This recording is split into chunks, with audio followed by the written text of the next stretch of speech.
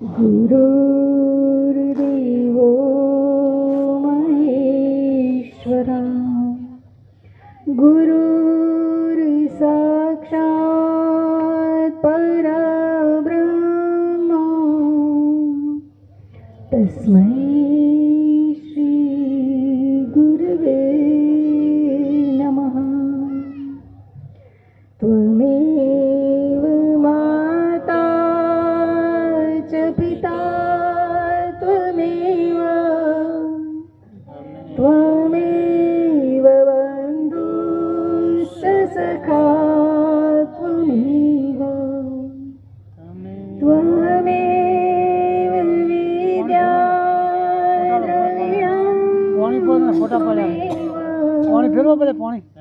त्वमेव सर्वं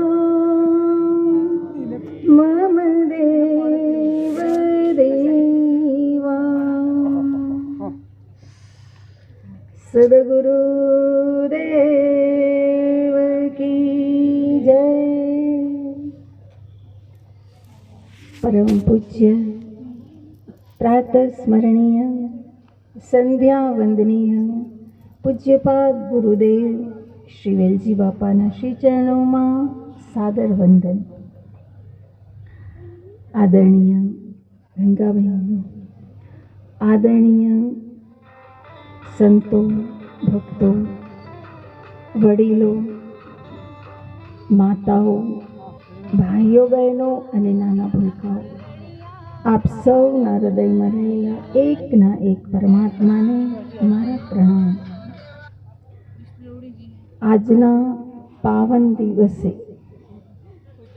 परम पूज्य प्रातः स्मरणीय पूज्य श्री जोराबापाना श्री चरणों कोटि कोटि वंदन। આપણે સૌ બધા જેમની પાછળ ભેગા થયા છે એ પૂજ્ય જોરાબાપાના જીવન વિશે પ્રકાશ પાડવા જેવો નથી, કારણ આપણે સૌ એમને જાણીએ છીએ અને બધાને ઓછા વધતા અંશે કંઈક ને કંઈક એમનો સ્પર્શ થયેલો છે। એમનો જે સ્પર્શ છે એને લઈને આપણે આજે બધા ભેગા થયા છીએ। આજના સમયમાં દરેક માણસ એવું વિચારે છે કે અમે તો સંસારી છીએ, અમારાથી ભક્તિ ન થાય। તો યુગો જૂનું ઇતિહાસનું કોઈ વર્ણન નથી કરતા, જેને આપણે નજરે જોયા છે, જેના દર્શન કર્યા છે, જે આપણી વચ્ચે રહ્યા છે, એ પૂજ્ય જોરાબાપા એવું તો કેવું જીવન જીવી ગયા કે જેની પાછળ આપણે બધા ભેગા થયા છીએ। અને એમનો સ્પર્શ કેવો હતો કે આજે પણ આપણા હૈયાઓમાં એમના વચન રમી રહ્યા છે। તો જીવતું જાગતું ઉદાહરણ છે કે આપણે પણ એ તરફ ગતિ કરી શકીએ છીએ। પરમાત્માએ આપણા ઉપર કૃપા કરી અને સંતોને આ ધરા ઉપર મોકલ્યા છે। આપણામાં એક બળ આવે કે એ માણસ છે, હું માણસ છું। જો એ જીવનનું કલ્યાણ કરી શકતા હોય તો એમના પગલે મારું પણ કલ્યાણ નિશ્ચિત છે। તો પૂજ્ય બાપાના સાનિધ્યમાં આપણે બધા બેઠા છીએ અને પૂજ્ય જોરાબાપાના સાનિધ્ય જેમણે વેઠ્યું છે એમના નિમિત્તે આપણે ભેગા થયા છીએ। આ બંનેનું સામ્યતા એટલું બધું સામ્ય છે કે જે બેઠા છે એ બધા જાણે છે કે જોરાબાપા જે કહેતા એ વેલજી બાપા કહે છે। જોરાબાપાના વચન, એમનું જીવન પૂજ્ય બાપાની સાથે અને એમના નિયમો પૂજ્ય બાપાની સાથે મળતા આવે છે। અને એટલા માટે જોરાબાપા એવું કહેતા કે કલ્યાણ કરવું હોય, ભક્તિ પકવવી હોય તો વેલજી બાપા પાસે જજો। અને એવું તો એમણે એટલા બધા લોકો અત્યારે જે સભામાં છે એમાંથી કેટલા બધા લોકોને આ શબ્દો કીધા છે। તો એમના હૈયામાં ઊંડે ઊંડે એક જ ભાવ છે કે મારી પાસે સંપર્કમાં આવનારનું કલ્યાણ કઈ રીતે થાય। જેમના સાનિધ્યમાં આપણે બેઠા છે એમના હૈયામાં પણ એક જ ભાવ છે. અમે બધા જે આશ્રમમાં રહીએ છીએ સમર્પિત છીએ. મહિનામાં 15 દિવસે મહિને એક વખત અમને બધાને વોર્નિંગ આપે છે કે તમે પરિવાર છોડ્યો, મા બાપ છોડ્યા, ઘરબાર છોડ્યા, ફક્ત પોતાના કલ્યાણ માટે એટલું યાદ રાખજો. અને બીજી વાત, મારા સાનિધ્યમાં જો તમારું કલ્યાણ ના થતું હોય તો પૂછ્યા વગર જ્યાં કલ્યાણ થતું હોય ત્યાં જતા રહેજો. મતલબ હૈયામાં એક જ ભાવ છે કે કલ્યાણ કઈ રીતે થાય. મનુષ્ય જન્મ મળ્યો છે કે મળશે. રોહિદાસ મહારાજ પોતાના શિષ્યોને આ વાત ઉપર બહુ ભાર દેતા, કારણ દરેક જાગ્રત સંત એવું ઈચ્છે છે કે મારું સાનિધ્ય વેઠવાવાળાનું અવગતિ કે પતન થાય. એ શક્ય નથી. એટલા માટે એના કલ્યાણ ઉપર એટલું બધું ભાર મૂકે છે. તો રોહિદાસ મહારાજ એવું કહેતા, જ્યારે પણ કોઈને દીક્ષા આપતા એટલે સૌથી પહેલી આજ્ઞા કરતા, ગુરુ આજ્ઞા હિ કેવલમ શિષ્યસ્ય પરમ મંગલમ. તો રોહિદાસ મહારાજ સૌથી પહેલી આજ્ઞા એ કરતા, ચમારતા જાતના એટલે રાપી એના હાથમાં આપતા, શિષ્યના હાથમાં રાપી આપતા. રાપી એટલે ચામડા કાપવાનું સાધન છે, ઓજાર છે.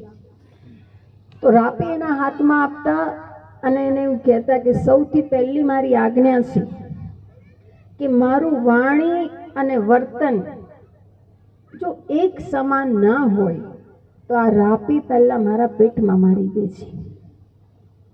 પોતાના જીવન ઉપર કેટલો બધો ભરોસો છે કે હું જે વચન ઉચ્ચારું છું એ જ પ્રમાણે જીવું છું તો જ આટલું બધું કોઈને કહી શકાય.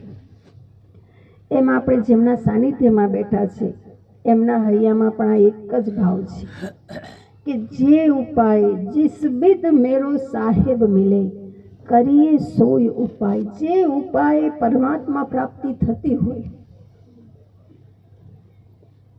એ ઉપાય કરી લો. કારણ મનુષ્ય જન્મ મળ્યો છે આ સંસારના ફસી મરવા માટે. આજનો સમય એવો છે કે દરેક જણ એવું ઈચ્છે છે કે સંપત્તિ, માન સન્માન એ મળી ગયું તો ઈશ્વરની કૃપા છે. કોઈ પણ માણસ બે પાંદડે થાય ને એટલે આપણે એવી વ્યાખ્યા કરીએ છીએ કે એના પર તો ભગવાનની દયા છે. કોઈ નહોતું, અત્યારે તો લીલા લહેર છે.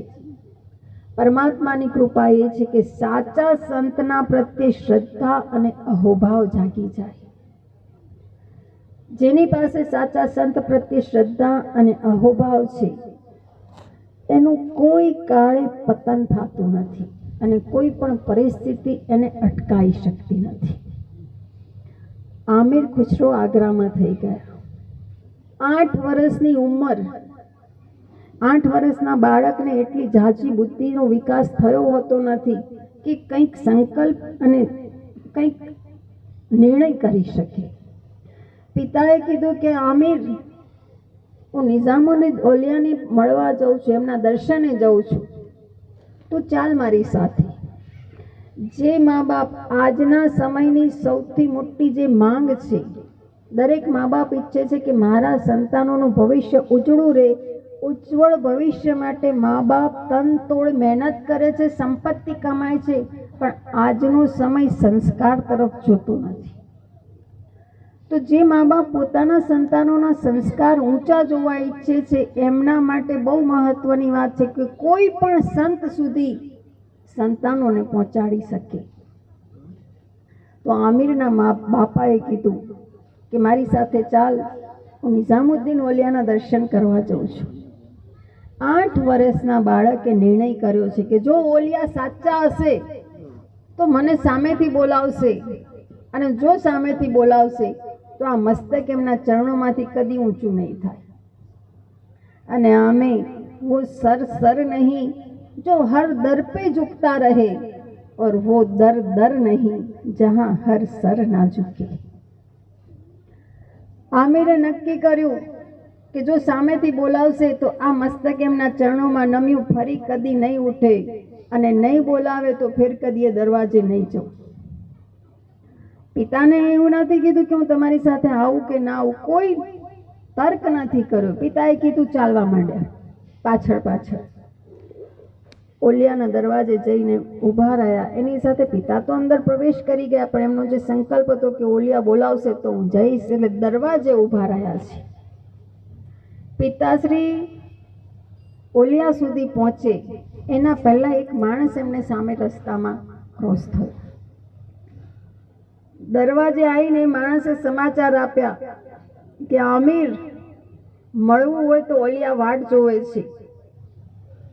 આ માણસ વાક્ય પૂરું કરે એ પહેલા તો આણે દોટ મૂકી, કારણ કે હૈયામાં સંકલ્પ હતો કે સંત સાચા હશે તો સામેથી બોલાવશે, અને હૈયું ત્યાંથી જ એમને સમર્પણ કરી દીધું હતું.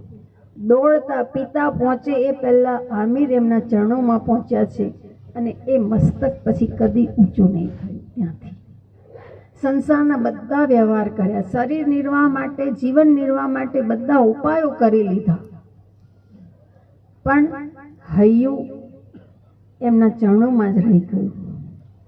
એક વખતની ઘટના છે. ગુરુ પ્રત્યે કેટલો બધો ભાવ છે એની, કે આમિર ખુસરો પોતાના જીવનની બધી જ સંપત્તિ 40 ઊંટ ઉપર લઈને આવી રહ્યા હતા.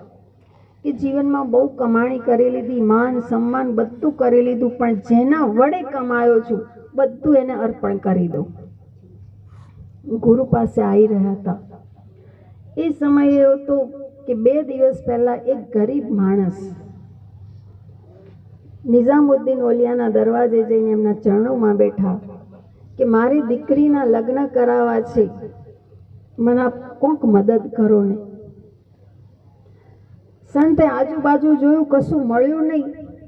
એટલે કે ભાઈ થોડો ટાઈમ રોકાઈ જા, કદાચ કોઈ શ્રેષ્ઠી, કોઈ વેપારી, કોઈ મોટો માણસ આવે તો હું કહું તો એ તને મદદ કરી દે. એ માણસ સાંજ સુધી રોકાયો, કોઈ આવ્યું નહીં. એટલે કીધું ભાઈ કાલે આવજે, કાલે કદાચ કોઈ આવી જાય. બીજા દિવસે પણ કોઈ આવ્યું નહીં. ત્રીજા દિવસે બોલાયો.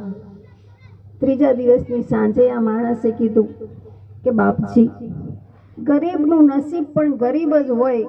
હવે આપ જે કંઈ કરી શકતા હોય એ કરી દો, બાકી મારું ભાગ્ય. એટલે બાજુમાં પોતાના જ ઘસાઈ ગયેલા ચંપલ પડ્યા હતા કે મારી પાસે અત્યારે કશું હોય ને તો આટલા ચંપલ છે, એ તું લઈ જા.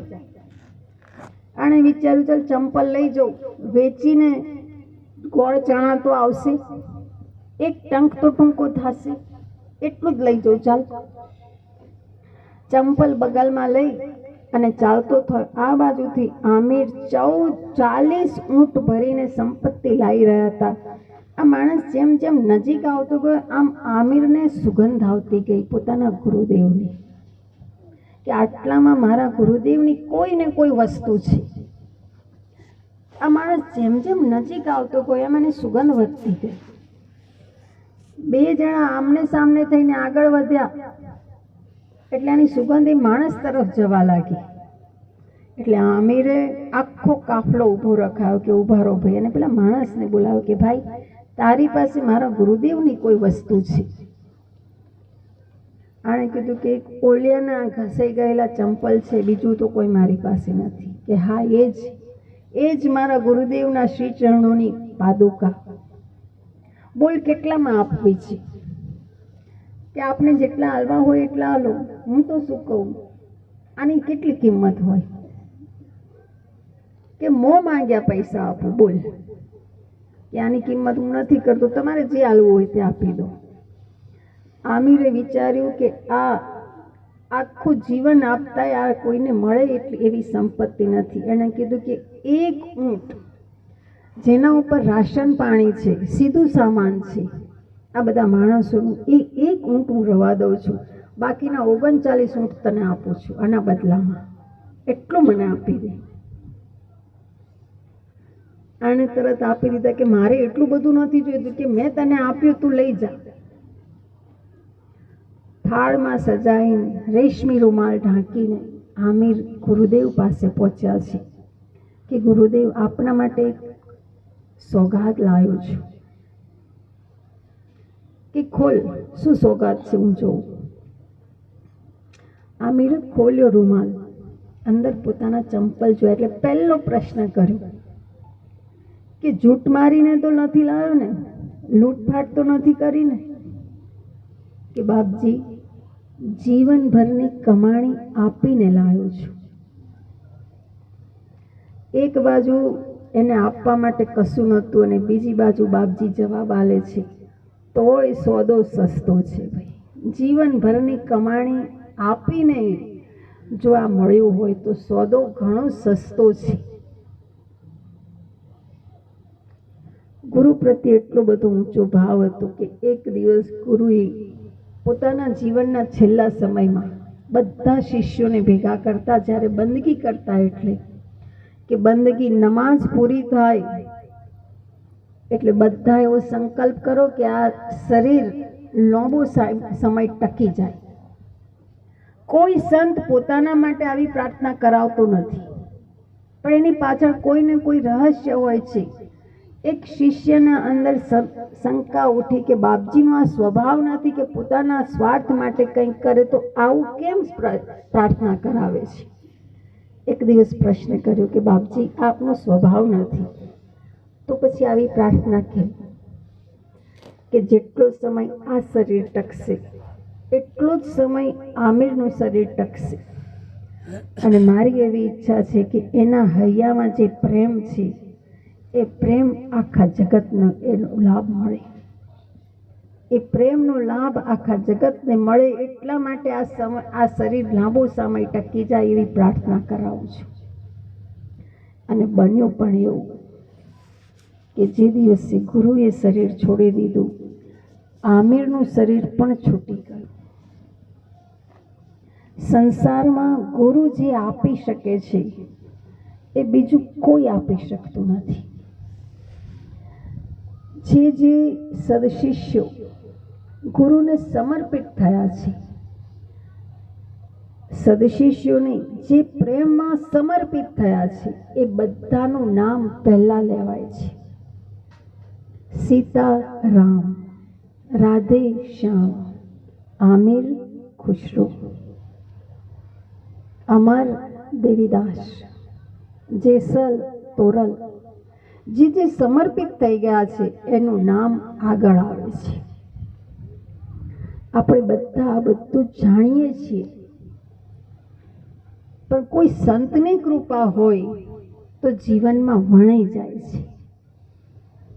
અને આપણે બધા ભાગ્યશાળી છીએ કે આપણા બધા ઉપર જોરા બાપાની પણ કૃપા છે અને પૂજ્ય વેલજી બાપાની પણ કૃપા છે. પણ એ કૃપા પચી જાય તો આપણા હૈયામાં પણ ભક્તિનો પ્રકાશ થઈ જાય. જે થોડી ઘણી ચિનગારી છે એને થોડી હવા મળે અને એ અગ્નિ પ્રગટ થઈ જાય. એટલા માટે આ બધા આયોજન છે કે ક્યાંક અંદર પડેલી ભક્તિની ચિનગારીને કોઈ હવા મળી જાય, સત્સંગનો કોઈ શબ્દ ચોટ કરી જાય, એના એવા આયોજન સાથે આજનું આયોજન છે. તો ભગવાનને પ્રાર્થના કરીએ કે આપણા હૈયામાં પણ ભક્તિનો રેલો ઉતરે. સદગુરુ દેવ કી જય. અલખના નામની જય.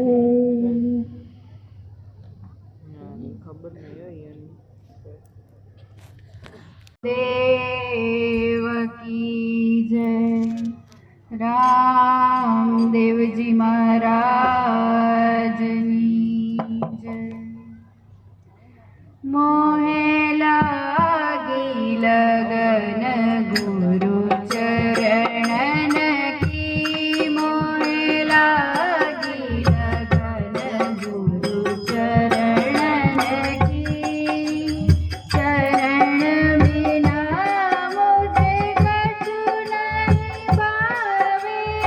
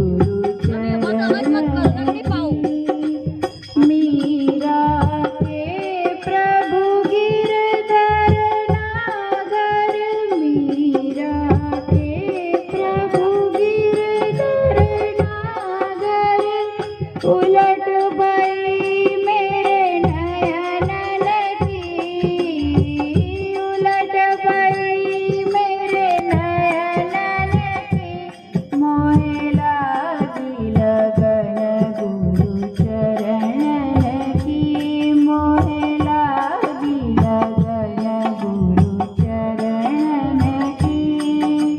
चरण बिना मुझे कछु नहीं भावे, चरण बिना मुझे कछु नहीं भावे, झूठ माया सब सपनन की, झूठ माया सब सपनन की, मोहे लागी लगन गुरु चरणन की, मोहे लागी लगन गुरु चरणन की।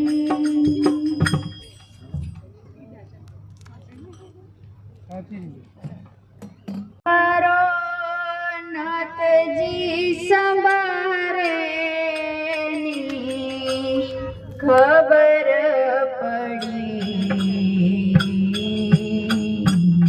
हरिना भजननी अमने हेड़की चढ़ी, हे जी मारो नाथजी संभारे नी खबर पड़ी, हरिना भजननी अमने हेड़की चढ़ी, आड़ीने अवड़ी ओली, गुजती उकेल्या रे, आड़ीने अवड़ी ओली, गुजती उकेल्या रे, मुक्ति रे केरी सीधी केडियो जड़ी, हरिना भजननी अमने हेड़की चढ़ी, हरिना भजननी अमने हेड़की चढ़ी। रुदिया भीतर मारुड़ो मांडवो रो पाणो रे, रुदिया भीतर मारुड़ो मांडवो रो पाणो रे, सुरता समड़िया संगे चोरिए चढ़ी, हरिना भजननी अमने हेड़की चढ़ी, हरिना भजननी अमने हेड़की चढ़ी। ताड़ी लगाड़ी वाले ताड़ा उगाड़ा रे,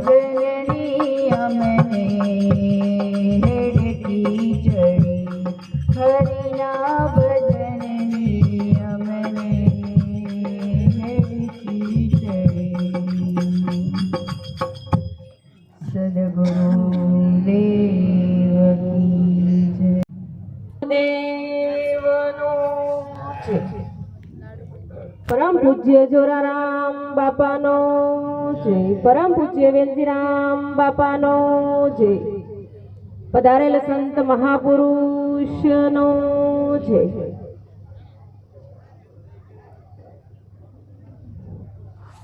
પ્રથમ વંદુ સદગુરુ ચરણ, પ્રથમ વંદુ સદગુરુ ચરણ, जिन अगम गम लखाइया, गुरु ज्ञान दीप प्रकाश करी, पट खोल दरस दिखाइया. सदगुरु की महिमा अनंत है, कही सके न सृष्टि शेष, जिनकी कृपा कटाश से रंग हूँ होत नरेश.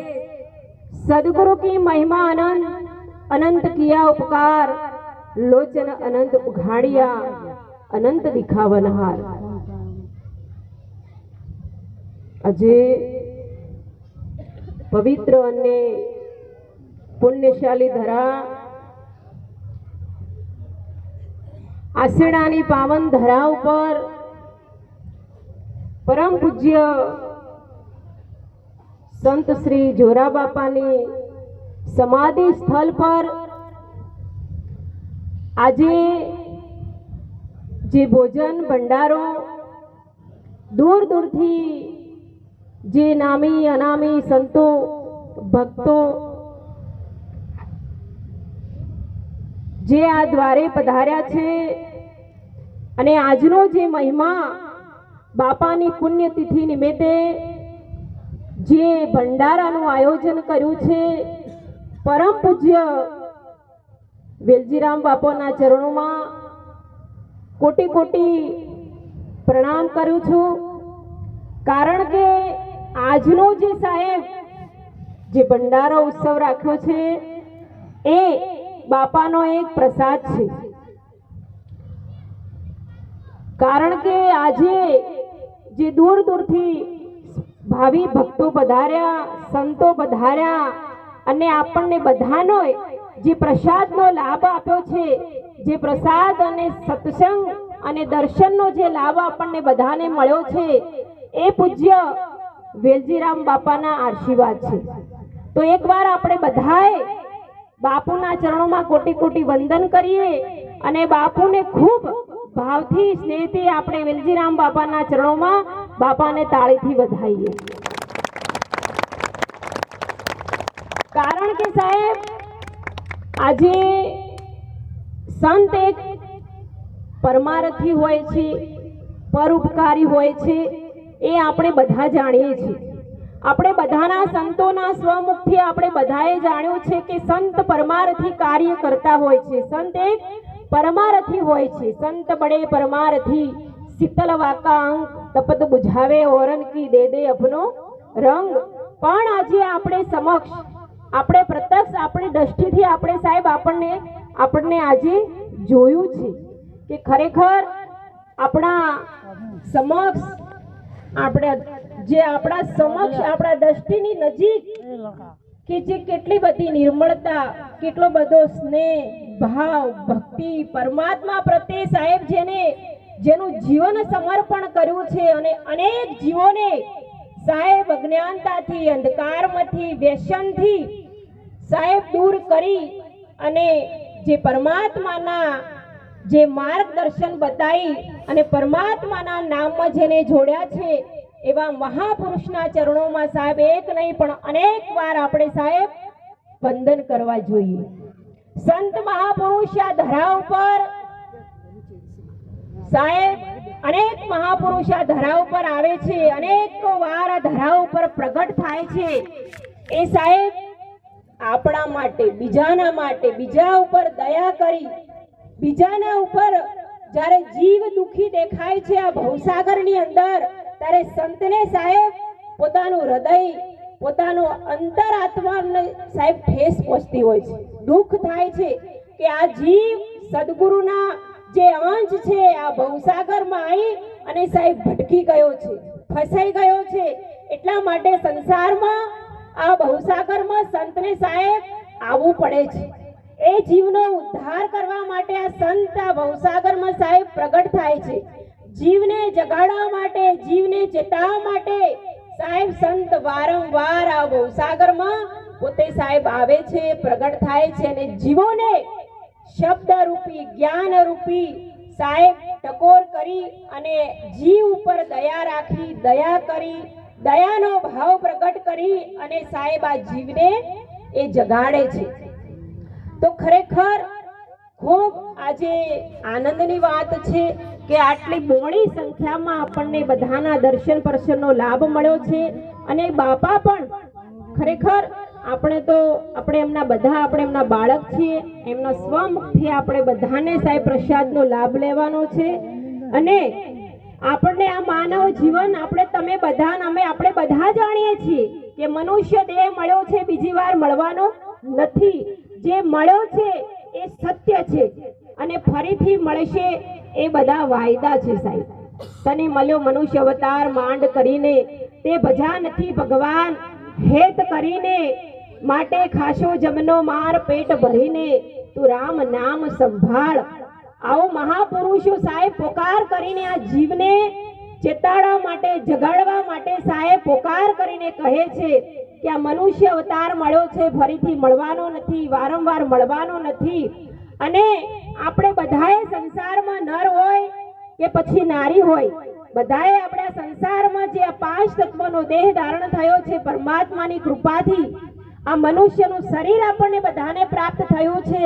અને સાહેબ ગર્ભવાસની અંદર આપણે બધાએ કોલ કર્યો છે એની સાથે, પરમાત્માની સાથે, કે પરમાત્મા તું આ જે કઠિન દુઃખ છે એમાંથી તું અમને મુક્ત કર અને સંસારમાં જઈ અને અમે તમારી ભક્તિ કરીશું, પૂજા કરીશું, અર્ચના કરીશું અને તમારા ગુણગાન કહીશું. પણ જ્યારે સાહેબ આ જીવ સંસારમાં આવે છે એટલે માયાવશ થઈ, મોહવશ થઈ, અજ્ઞાનતાવશ થઈ, અંધકારમાં ડૂબી અને સાહેબ જીવ સ્વયં પોતાને ભૂલી જાય છે. અને 12 હિસ્સો નહીં પણ સેંકડો હિસ્સોની અંદર સાહેબ આ જીવ ફસાઈ જાય છે. આ જીવ સાહેબ એક બંધન નહીં પણ અનેક બંધોની અંદર સાહેબ આ જીવ બંધાઈ જાય છે. અનેક બંધન સે બાંધિયા એક બિચારા જીવ, अपने बल छूटे नहीं छोड़ावे सदगुरु देव. સદગુરુ દેવાદી દેવ છે, સદગુરુ એ દેવોના દેવ છે. અને સાહેબ આ ભવસાગરમાંથી જો કોઈ જીવને છોડાવી શકતું હોય તો એક સદગુરુ દાતા છે, સદગુરુ દેવ છે કે આ બંધનમાંથી મુક્ત કરી શકે. અને જે જાળ છે એ જાળને કાપવા વાળા એક સદગુરુ દાતા છે. તો ખરેખર સંતોના શરણાગતિ પ્રાપ્ત કરી, સંતોનું શરણમાં જઈ, સદગુરુની દયાને સાહેબ પ્રાપ્ત કરી અને સદગુરુના વચનને શિરોધાર્ય કરી અને સાહેબ આપણું જીવન આપણે સફળ કરવાનું છે. અને ખરેખર આપણા જીવનને સાર્થકનો ઉપયોગ કરવાનો છે. કારણ કે આપણે એક જન્મ નહીં પણ અનેકો જન્મોથી આપણે ભટકતા આવ્યા છીએ. ફરીથી સાહેબ 84માં ભટકવું ના પડે એટલા માટે મહાપુરુષના સાનિધ્યમાં જઈ અને સાહેબ સત્ય વચનને શિરોધાર્ય કરી આપણા જીવનને સફળ કરીએ. બોલો સદગુરુદેવની.